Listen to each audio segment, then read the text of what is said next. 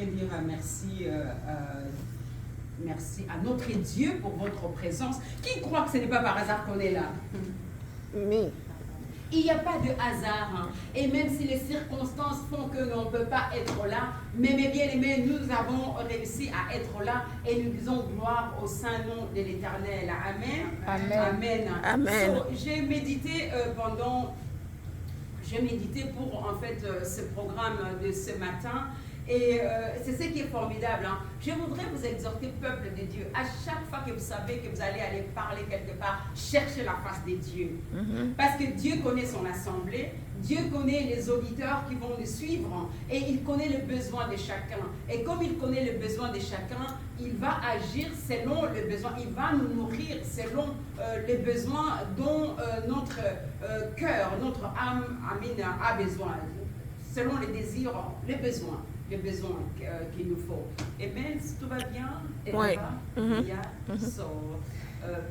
Donc voilà, on peut commencer. Donc voilà, en fait, en méditant, j'ai senti au-dedans de moi de vous parler du fait que quand on rencontre le Seigneur, quand on rencontre Jésus, on ne peut pas être le même. C'est impossible. Est-ce que tu as déjà commencé? Oui. Oui. Quand on rencontre le Seigneur Jésus, Christ de Nazareth, on ne peut pas demeurer le même et on ne peut pas rester stationnaire, on ne peut pas reculer en fait, c'est impossible. Et donc ici, je vais prendre quelques exemples dans la Bible et je vois ici dans Jean chapitre 1 à partir du verset 35 à 50. Si vous voulez, ceux qui prennent notes, prenez déjà les différents versets. In case on n'arrive pas à tout lire, au moins vous pouvez les méditer à la maison. Jean 1, verset 35 à 50. Alors nous avons Matthieu 4, verset 18. C'est pas vous allez le faire après. Matthieu 4, verset 18 à 23.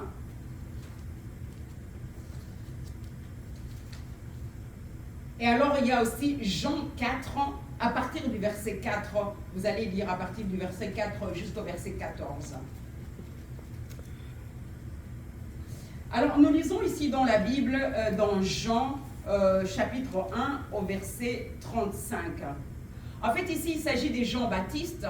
Jean-Baptiste qui, si vous lisez précédemment, vous voyez qu'on explique comment Jean-Baptiste faisait le baptême de repentance. Ici, en fait, dans ma Bible, on nous dit comme thème dans ce chapitre, à partir du verset 35, on nous dit que c'était les premiers disciples de Jésus-Christ. Donc, on nous dit ici au verset 35, le lendemain, Jean était encore là avec 2 de ses disciples. Et ayant regardé Jésus qui passait, il dit, voilà l'agneau de Dieu. Verset 37. Les 2 disciples l'entendirent prononcer ces paroles. Et ils suivirent Jésus. Alléluia. Amen.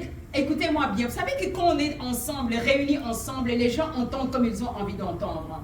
Des gens, parfois, on est dans l'église et le message est en train d'être donné, mais certains sont absents, d'autres sont présents, mais bien, parfois on peut entendre, mais on n'écoute pas ce qui est en train d'être dit. Ici, Jean, il est juste en train de dire, c'est même pas qu'il est en train de prêcher, il dit juste, il voit Jésus passer, il dit, voilà l'agneau de Dieu. Mais les 2 disciples qui étaient présents ont entendu ce qu'il a dit. D'où l'importance, mes bien-aimés, quand nous allons à l'église, quand nous allons dans un endroit où on parle du Seigneur, de prier pour que nos oreilles puissent être captives, être en mesure d'entendre et de capter ce que Dieu a prévu pour nous. On nous dit si les 2 disciples l'entendirent. Et aussitôt qu'ils ont entendu, en fait, on nous dit ici par la suite, et ils les suivent. C'est-à-dire qu'ils ont décidé à ces moments-là, juste ces instants-là, de suivre le Seigneur Jésus. Et alors la Bible nous dit ici que, on nous parle juste de un de ces 2 disciples, il s'agissait d'André. Vous savez qu'André, c'est le frère de Pierre, n'est-ce pas? Pour ceux qui ne le savaient pas, c'est André, le frère de Pierre. Alors, la parole de Dieu continue au verset 38. Jésus se retourna et voyant qu'ils les suivaient, il leur dit, « Mais qu'est-ce cherchez-vous » Ils lui répondirent, « Rabbi, Rabbi, ce qui signifie maître, où demeures-tu » Verset 39, on nous dit, « Venez, leur dit-il, et voyez. » Ils allèrent et ils vinrent où il demeurait, et ils restèrent auprès de lui. Alléluia. Amen. Ils restèrent auprès de lui ce jour-là. Alléluia. Amen. Voilà pourquoi j'ai dit, on ne peut pas entendre parler de Jésus. On ne peut pas entendre parler de la bonne nouvelle, c'est-à-dire cette nouvelle de la Bible, cette nouvelle par laquelle nous sommes venus au salut, par laquelle nous avons découvert qui est Christ véritablement. On ne peut pas et demeurer le même et rester là où nous sommes. On voit ici le premier exemple, on nous dit c'est le premier disciple. C'était ni par prédication, ni par campagne d'évangélisation, mais c'était tout simplement, ils ont entendu et ils ont suivi et on nous dit qu'ils restèrent là. Alléluia. Amen. Alors au verset, nous continuons. Au verset 40, on nous dit, et André, on nous donne même l'heure, hein, on nous dit, et André, frère de Simon-Pierre, était l'un des deux qui avait entendu ces paroles, les paroles des gens, et qui avait suivi Jésus. Et c'est fut lui, ça va être André, parce qu'il a entendu parler de Jésus. C'est André qui va décider d'aller parler à son frère Pierre au sujet de Jésus. En fait, le fin fond du message que je vais donner aujourd'hui, que j'ai senti de vous donner aujourd'hui, c'est parce que quand on entend à parler de Dieu, on ne peut pas rester les mêmes, on le suit. Parce que surnaturellement, en fait, on découvre qu'au travers de lui, en lui, nous avons tout ce dont nous avons besoin. Mais aussi, la deuxième chose, c'est de nous dire, quand tu entends au sujet de Christ, il n'est pas possible que tu puisses rester sans le partager à quelqu'un d'autre. Alléluia. Amen.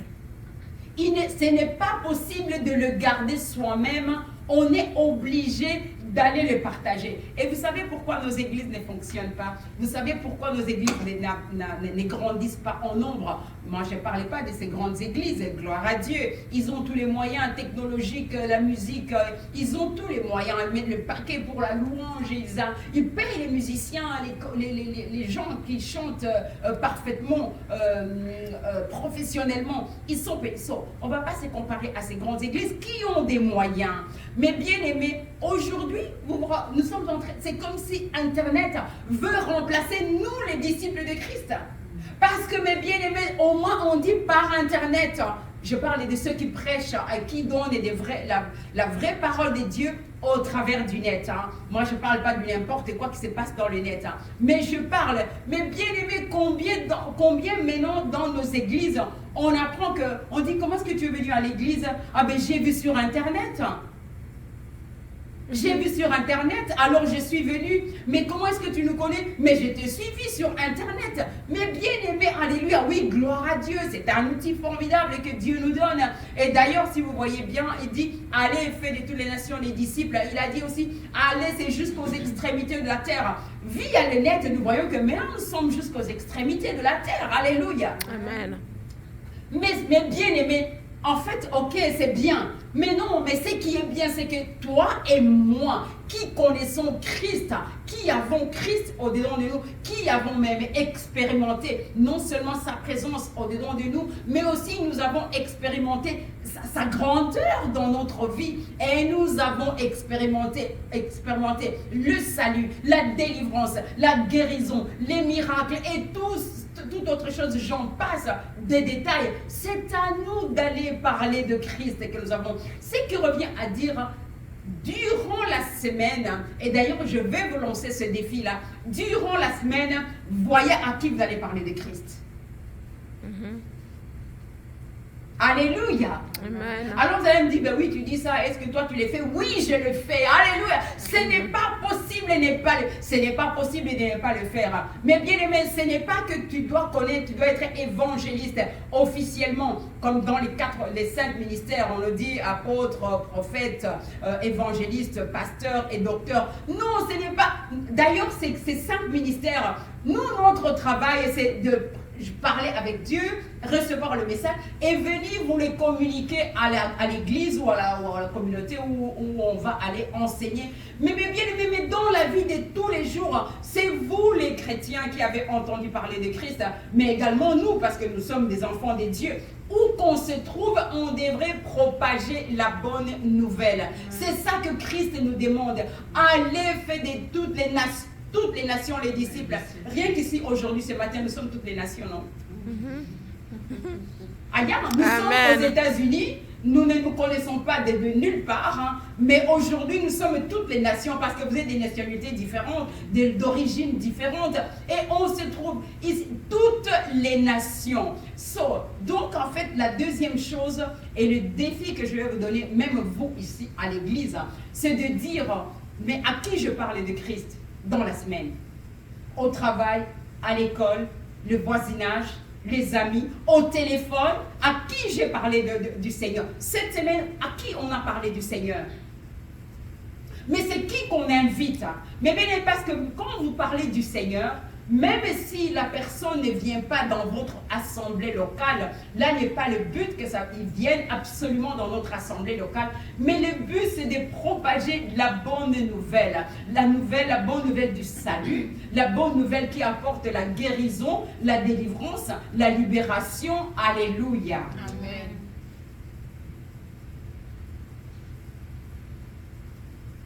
Amen. Donc nous voyons ici, André a juste entendu et il a décidé de suivre le Seigneur. Mais vous avez décidé aussi de suivre le Seigneur. Donc, alléluia. Amen. Moi, je suis allée dans une... C'était au début, ça n'existait pas. Il y avait que l'église catholique, ou bien les musulmans, ou bien le reste, ça n'existait pas. Mais bien aimé, quand on entend parler de Christ, il nous visite.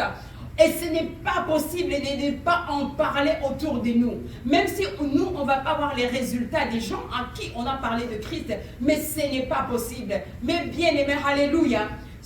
On nous dit ici, André est allé, il a continué. Et ce qui est incroyable, aussitôt que vous entendez parler de Christ, il y a une révélation de la part du Saint-Esprit qui entre au-dedans de vous pour vous faire comprendre qui il est. Vous voyez ici, en fait, Jean-Baptiste, lui dit, voici l'agneau de Dieu. Mais par la suite, quand André, lui, va aller par... N'oubliez pas qu'ils ne connaissent rien, connaissent rien de Christ, ils ne connaissent rien, c'est comme juste, voilà. Mais aussitôt, mais bien aimé qu'André va commencer à les suivre et que lui, il va aller parler de Christ à Pierre, son grand frère ou petit frère, ça je n'ai pas encore fait les recherches, en tout cas son frère, là il va dire au verset 41, nous avons trouvé le Messie. Mais qui lui a dit que c'était le Messie? Alléluia. Amen. La révélation du Saint-Esprit. Et c'est pour ça, mes bien-aimés, beaucoup d'entre nous, parce qu'on ne fait pas l'exercice, je ne dis pas l'exercice du ministère, mais l'exercice du fait que nous sommes enfants de Dieu et de faire ce que Dieu nous a demandé, aller faire des gens qui vont me suivre. Le Seigneur attend de nous que nous puissions être ses suiveurs. Alléluia. Amen. Vous croyez que les lettres, là, quand ils parlent des followers, c'est juste comme ça? Eux aussi, ils copient quelque part. Hein? Des suiveurs, c'est ce que Dieu a, c'est ce que Jésus veut de nous, des disciples. Il veut qu'on devienne ses disciples. Mais pour être disciple, il faut le suivre. Ici, on va voir, et c'est pour ça que nous n'avons pas beaucoup de révélations, parce qu'on s'est content de venir à l'église, d'écouter et de repartir et de voir la vie habituelle. Et c'est pour ça aussi que nos vies sont, certaines vies de ceux qui viennent dans les églises, leur vie c'est monotone. On ne peut pas être en Christ à avoir une vie monotone. Alléluia. Amen. Non, je ne sais pas si vous me croyez. On ne peut pas, mais bien aimer. Amen. On nous dit ici, il dit, on a trouvé le Messie, ce qui signifie le Christ. Et la parole de Dieu continue en disant ici, et il le conduisit vers Jésus, l'ayant regardé, le Seigneur dit, tu es Simon, fils de Jonas, tu seras appelé Céphas. Vous voyez en fait, à la mesure que vous faites l'évangélisation, à la mesure que vous continuez à parler de Christ aux gens, en fait, ces gens aussi vont expérimenter personnellement le Seigneur. Voilà Pierre qui vient devant Jésus parce que son frère vient de lui parler. Automatiquement, il va y avoir un nouveau nom. Le Seigneur va lui donner un nouveau nom. Son nom s'appelait Simon. Alléluia. Mais est-ce que dans la Bible, quand on parle de Pierre, même si on dit Simon, on ajoute toujours Pierre. Parce que c'est ce nom-là que le Seigneur lui a donné. Amen. Et alors, vous pouvez continuer à suivre. Et par la suite, c'est qui en fait qu'on voit ici. Et finalement, il va y avoir le lendemain, Jésus voulant se rendre en Galilée, et il rencontra Philippe. Et il dit à Philippe, Philippe qui habitait dans la même ville qu'André, il lui dit, suis-moi. Juste, il lui dit, vous savez qu'il y a une puissance qui se dégage quand nous parlons des choses de Dieu. Il n'a pas dit, tu sais, si tu me suis, tu vas être béni, tu vas être...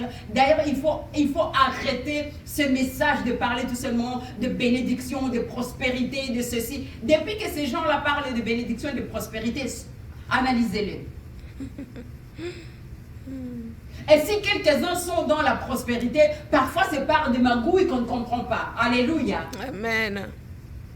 Et parfois, quand il parle même de bénédictions, c'est peut-être des bénédictions que vous avez essayé d'arracher de force aux gens. Nous n'avons pas besoin de manipuler. Nous n'avons pas besoin de montrer. Nous n'avons pas besoin. Et la prospérité, mes bien-aimés, rien que la prospérité de l'âme, c'est extraordinaire. Amen. De vous savoir clair avec Dieu. De vous savoir quand vous regardez dans le miroir, ce matin, quand je retourne à la maison et que je pense à ce que nous avons eu ce matin comme message et comme temps de prière, de dire Éternel, je te bénis, je te glorifie, parce que ne vous en faites pas, notre conscience nous parle. Quand nous le faisons dans la chair, la conscience nous parle que tu t'es vanté toi-même. La conscience dit que tu étais en train de rouler les gens. Nous n'avons pas besoin de cela, mes bien-aimés. La Bible nous dit que la bénédiction de Dieu, c'est ça la vraie bénédiction, et elle ne s'accompagne d'aucun chagrin. Alléluia. Amen. Alors, nous voyons ici, le Seigneur dit à Philippe, suis-moi. Et son chichi, mes bien-aimés peuples de Dieu, arrêtez un peu la démocratie dans vos âmes. On analyse trop, on fait trop de, n'est-ce pas? Il y a trop de, tu donnes ton point de vue. Ici, non, dis, suis-moi. C'est comme si je te vois là, j'ai allé, suis-moi. Mais je vais la suivre, je ne la connais même pas, je ne sais même pas, etc. Suis-moi, et il suit. Et aussitôt, parce que quand tu entends Christ, tu ne peux pas demeurer le même.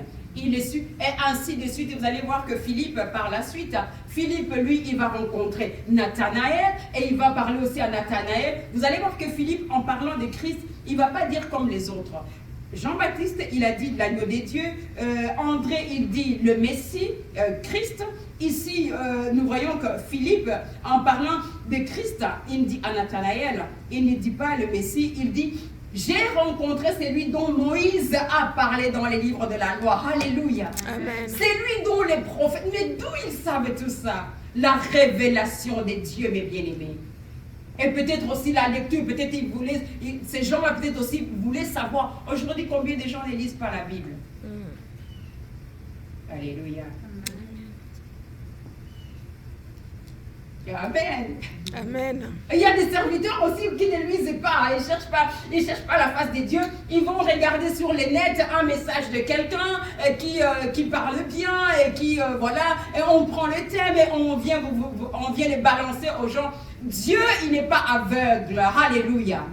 Il n'est pas aveugle et il n'est pas sourd. Et il n'est pas muet.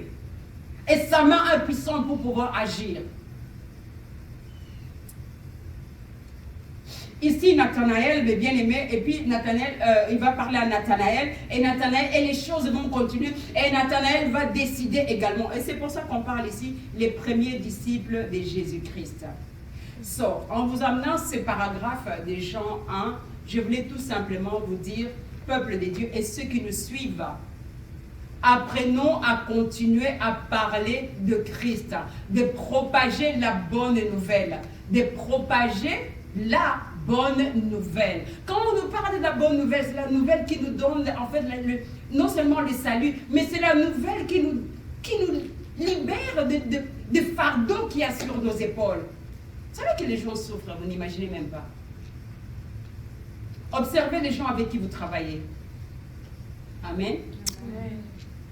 Vous savez que dans les ministères aussi, on souffre. Et je voudrais vous exhorter, Église Goshen, je voudrais vous exhorter de ne pas lâcher. Amen. de ne pas lâcher, de ne pas vous fatiguer, de ne pas avoir même les idées de pouvoir abandonner. Parce que l'ennemi va mettre dans votre cœur des idées négatives du style « vous vous fatiguez pour rien ». Vous ne vous fatiguez pas pour rien. Et vous êtes avec moi? Amen.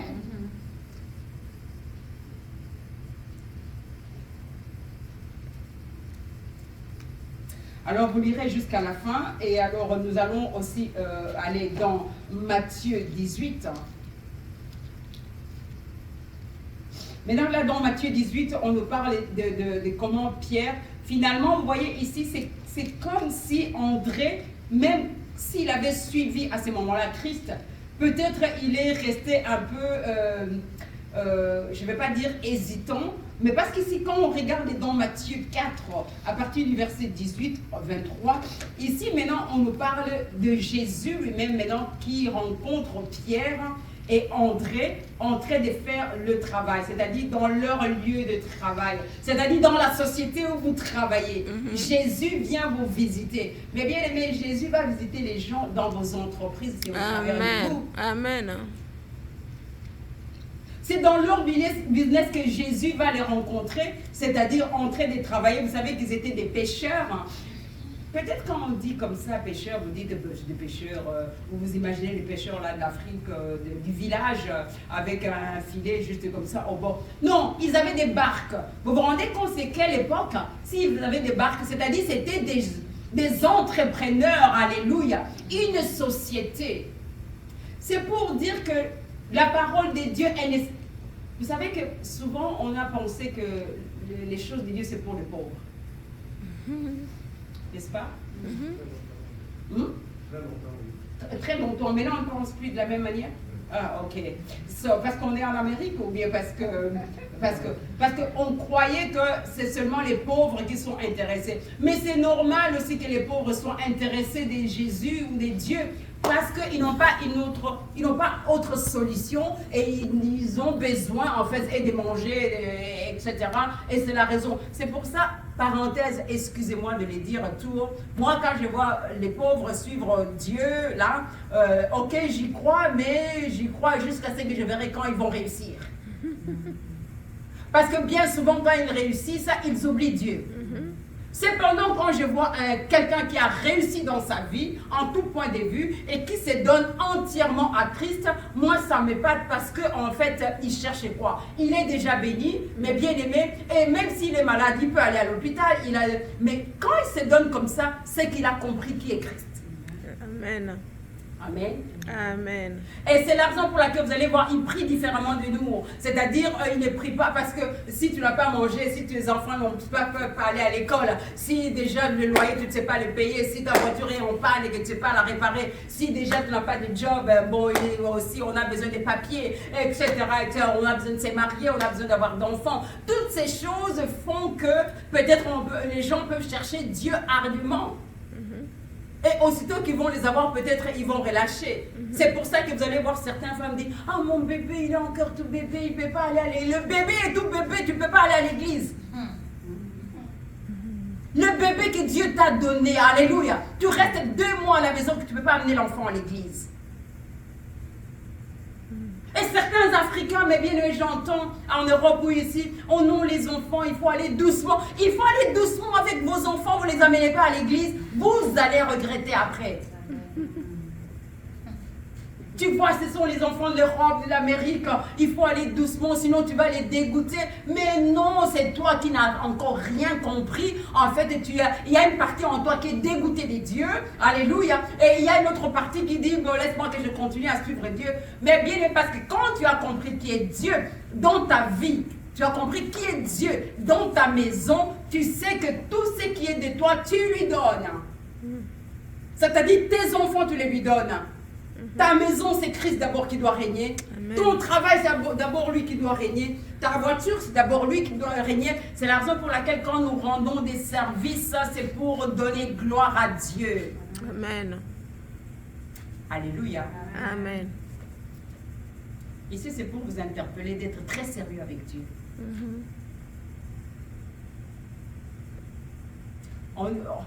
Très sérieux. Vous voyez comme vous avez fait, j'ai beaucoup aimé. C'est l'heure de l'adoration, on fait l'adoration. C'est l'heure de l'intercession, on a fait l'intercession. C'est l'heure de la louange, on fait la louange. Alléluia. Avec des anges qui sont là certainement. Amen. Et croyez-moi, Dieu entend ces prières.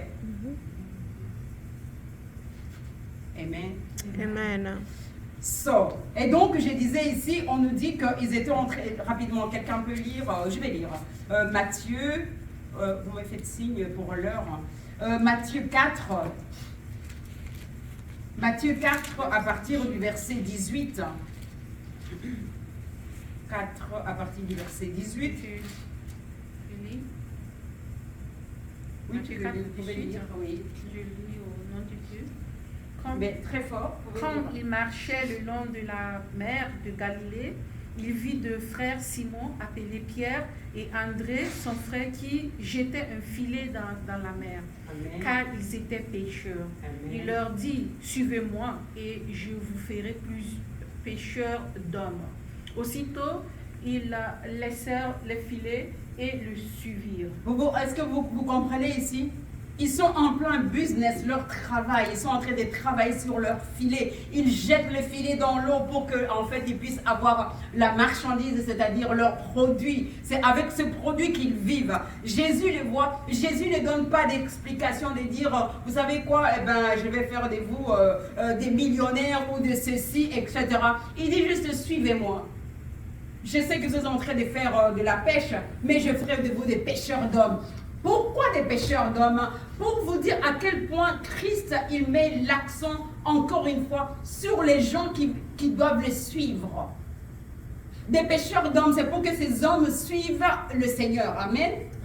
On nous dit ici la parole de Dieu, aussitôt qu'ils ont entendu, ils ont relâché, ils ont lâché leur filet et ils l'ont suivi. Et plus loin, le Seigneur continue, il rencontre deux autres frères, avec leur père et avec leurs ouvriers, aussi dans leur barque.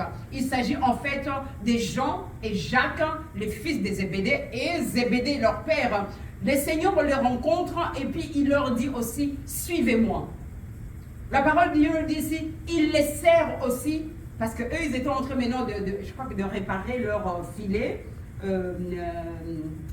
est-ce qu'on était? Verset 18, c'est ça? So, au verset 21, dès là étant allé plus loin, il vit deux autres frères, Jacques, fils de Zébédée, et Jean, son frère, qui étaient dans une barque avec Zébédée, leur père, et qui réparaient leurs filets. Les uns jetaient les filets, les autres réparaient leurs filets, et le Seigneur leur dit ceci, suivez-moi. Au verset 22, on nous dit, il les appela et aussitôt ils laissèrent la barque et leur père et le suivirent. Amen. Amen. En fait, vous vous rappelez comment vous avez suivi Jésus? Parce que vous rappelez de ce jour-là que vous avez suivi Christ. Yeah. Alléluia. Amen. Mais bien aimé, que cet amour-là que vous aviez autrefois revienne. Amen. Que l'engouement que vous aviez dès le premier jour que vous aviez entendu parler de Christ et que vous avez décidé d'accéder au salut et que vous avez décidé d'accéder aux choses qui les concernent, je prie que cet amour-là revienne au-dedans de vous. Amen. Amen. Et vous allez voir ici que ces gens-là, ces premiers disciples, ils sont restés avec le Seigneur jusqu'à même après le Seigneur. Amen. Amen. Alors un autre chapitre que j'ai senti, j'avais vraiment, je sentais qu'il fallait qu'on se partage, c'est dans Jean 4. Jean 4. Jean 4. C'est pour vous dire que toutes les circonstances sont bonnes pour annoncer la bonne nouvelle. Pendant qu'on marche, pendant qu'on est au travail, pendant qu'on discute avec des gens au téléphone, pendant qu'on est au restaurant quelque part, pendant qu'on est à la station de métro ou de train, pendant qu'on est à Walmart, où qu'on se trouve, toutes les circonstances. Pendant qu'on vient te faire la cour, alléluia les filles, entendez bien et écoutez-moi bien. Quand on vient vous faire la cour, c'est une occasion aussi de donner la bonne nouvelle. Et d'ailleurs, c'est une très bonne occasion parce que là, vous savez faire la mesure et de comprendre si la personne est venue avec des intentions pures ou alors des intentions juste à profiter de vous. Amen. Amen. Et je l'ai fait, mes bien-aimés. Alors, nous allons dans la Bible, dans Jean 4, Jean chapitre 4. Jean chapitre 4, à partir du verset 4.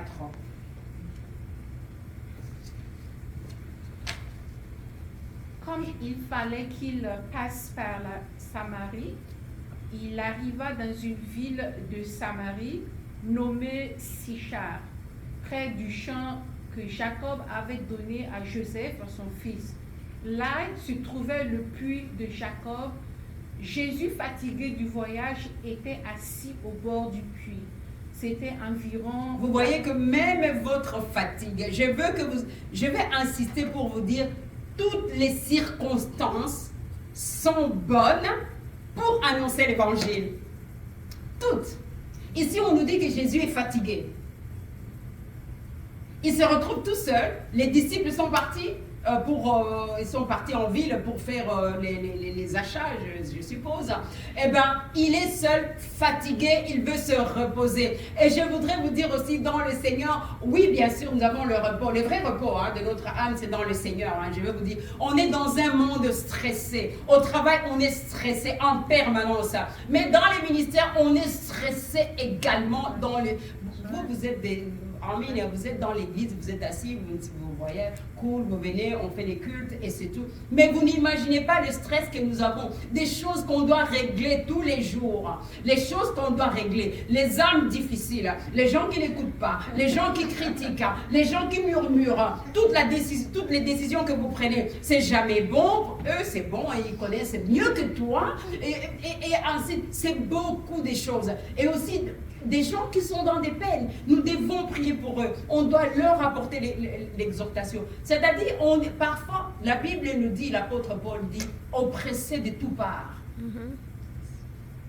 Oppressé. Mais vous voyez que le dimanche, quelqu'un de vous ici fait le travail, vous vous dites, écoute, vous n'imaginez pas que nous avons plus de tracasseries que vous.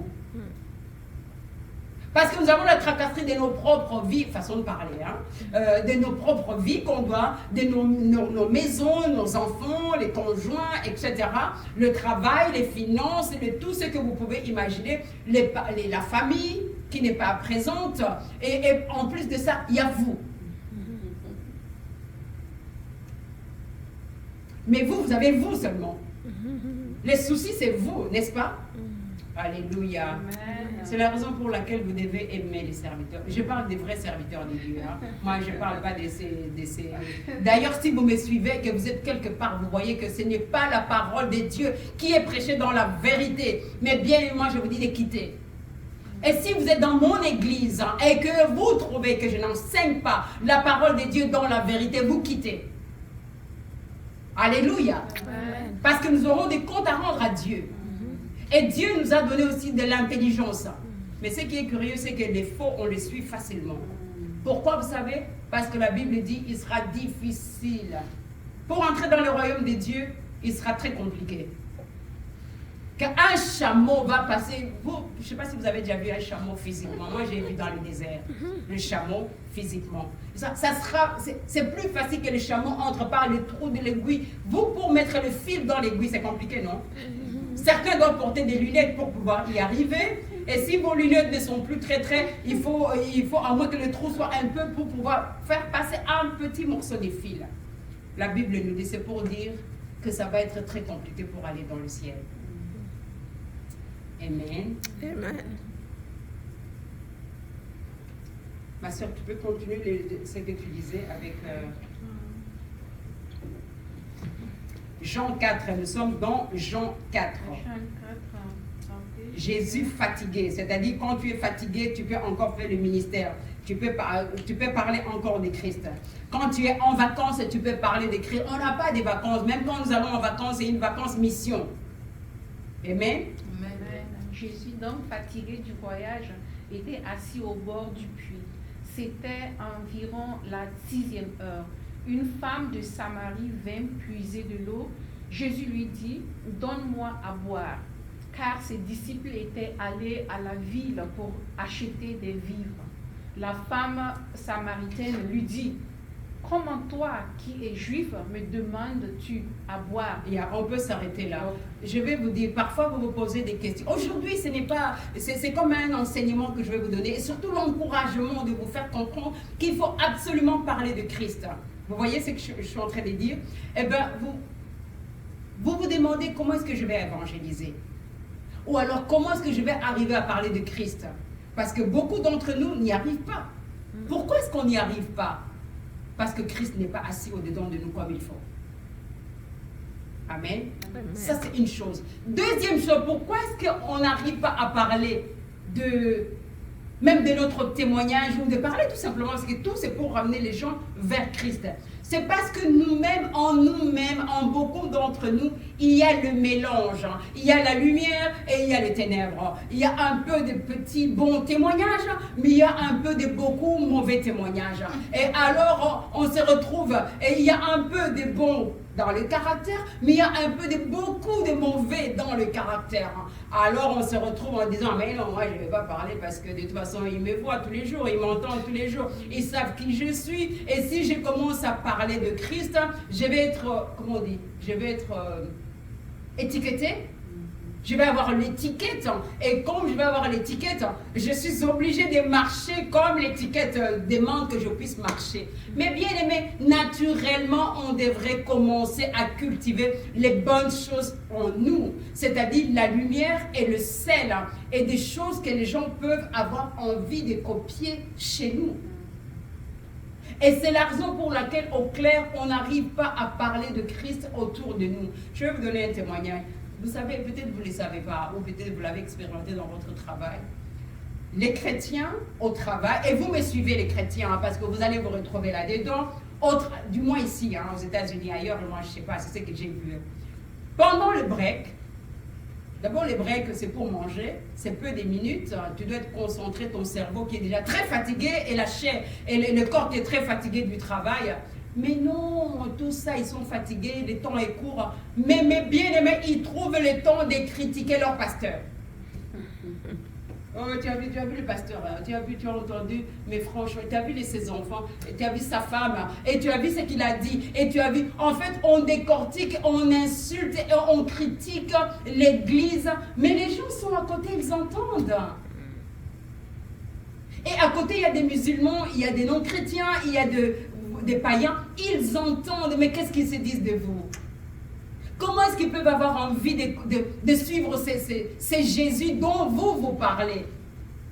Et l'église dont vous parlez, comment est-ce que d'ailleurs vous pouvez avoir le courage de les inviter dans votre église? C'est comme impossible. Pourquoi? Parce que vous-même, vous n'avez pas été la lumière dans ces endroits-là. Vous êtes avec moi? Une dame qui se dit aussi servant de Dieu au travail, on est en train de travailler. Non, pendant le break. Je vois la dame au téléphone.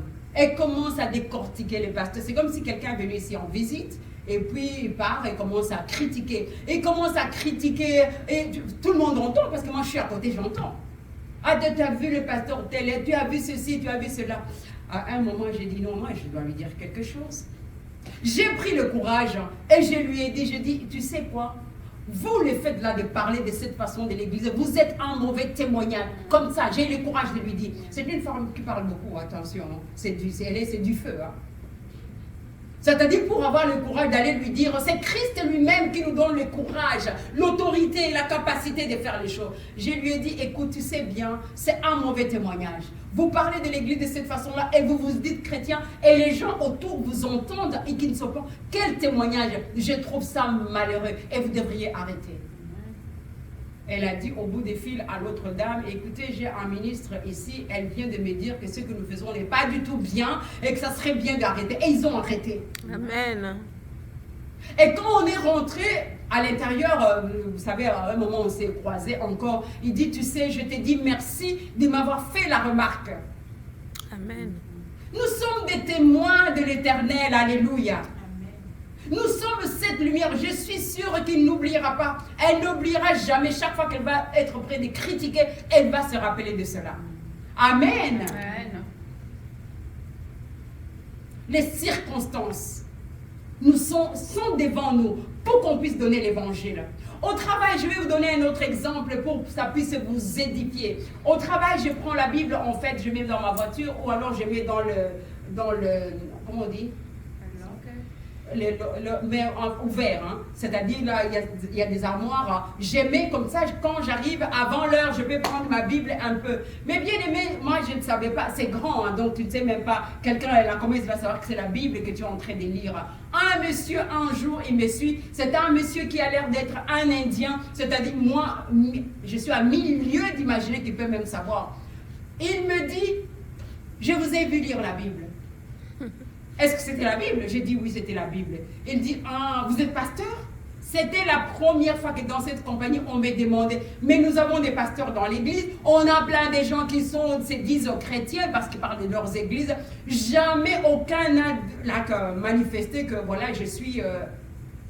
J'ai dit au monsieur, oui, je le suis. Il a dit oui, j'ai vu. Alors, toutes les circonstances sont bonnes pour annoncer l'évangile. Alors, j'ai profité pour lui dire, vous aussi, vous lisez la Bible? Il m'a dit non. Il me dit c'est qui encore qui a écrit la Bible? Et donc en fait c'est des circonstances pour pouvoir amener le nom du Seigneur sur, je vais pas dire sur la table, dans les cœurs des gens. Faites cela et vous allez voir qu'il y a des gens, vous allez faire des sémences dans la vie des gens. En fait, pour revenir ici dans Jean 4, cette femme qui allait puiser de l'eau, non seulement elle est allée puiser de l'eau, mais elle était épuisée des soucis de sa vie. Elle rencontre dans ces circonstances, elle rencontre Christ. Mais si tu peux continuer, mais tout simplement en fait arriver peut-être au verset 13. Je voudrais qu'on puisse lire le verset 10 et le verset 13 et nous allons arrêter là. Le verset 10, je vais...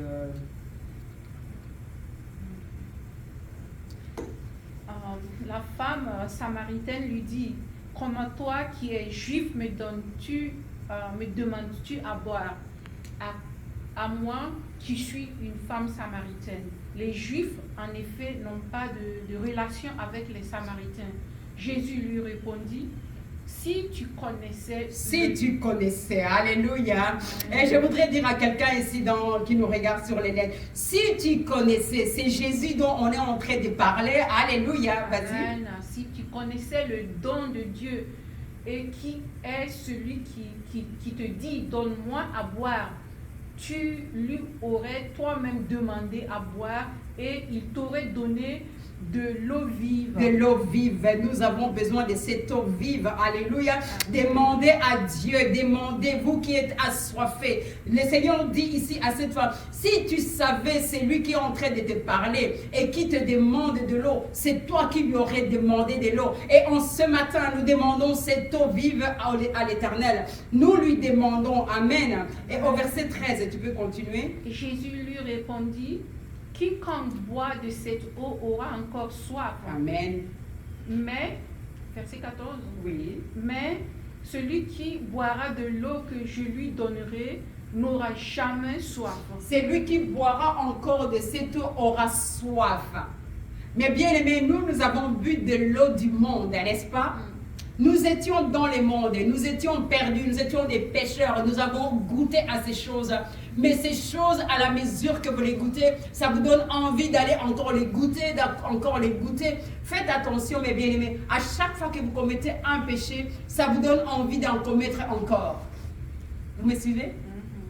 Quand vous faites un petit mensonge, vous vous rendez compte, mais ce n'est pas bien grave. Un autre mensonge va s'ajouter. Quand vous ouvrez votre porte à l'impudicité, vous vous dites, mais en fait, c'est une autre porte qui s'ouvre. Encore dans l'impudicité, c'est comme ça que vous voyez les gens augmentent dans tel ou dans tel mal.